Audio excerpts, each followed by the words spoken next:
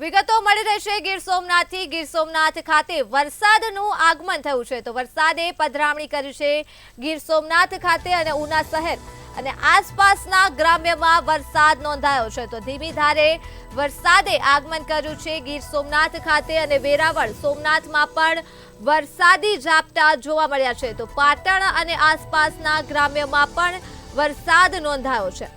ગીર સોમનાથમાં વરસાદે આગમન કર્યું છે, વરસાદે પધરામણી કરી છે ત્યારે ઉના શહેર અને આસપાસના ગ્રામ્યમાં વરસાદ નોંધાયો છે। ધીમી ધારે વરસાદે પોતાનું આગમન કર્યું છે અને વેરાવળ તથા સોમનાથમાં વરસાદી ઝાપટા જોવા મળ્યા છે તો પાટણ અને આસપાસના ગ્રામ્યમાં પણ વરસાદ નોંધાયો છે। વરસાદે આગમન કર્યું છે ગીર સોમનાથ ખાતે, આ સાથે જ ઉના શહેર અને આસપાસના ગ્રામ્યમાં પણ વરસાદ વરસી રહ્યો છે તો ધીમી ધારે વરસાદે આગમન કરી દીધું છે અને વેરાવળ સોમનાથમાં પણ વરસાદી ઝાપટા જોવા મળી રહ્યા છે તો પાટણ અને આસપાસના ગ્રામ્યમાં પણ વરસાદ વરસ્યો છે।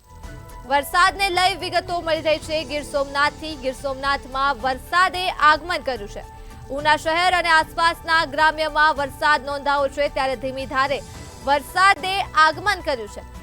વેરાવળ અને સોમનાથમાં વરસાદી ઝાપટા જોવા મળ્યા છે તો પાટણ અને આસપાસના ગ્રામ્યમાં પણ વરસાદ નોંધાયો છે।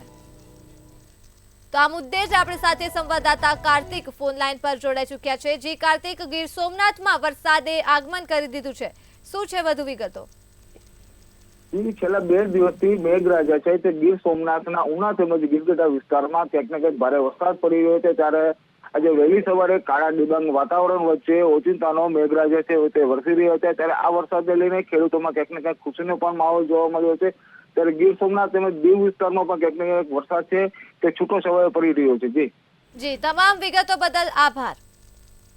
તો ગીર સોમનાથથી વરસાદને લઈ વિગતો મળી રહી છે। ગીર સોમનાથમાં વરસાદે આગમન કરી દીધું છે।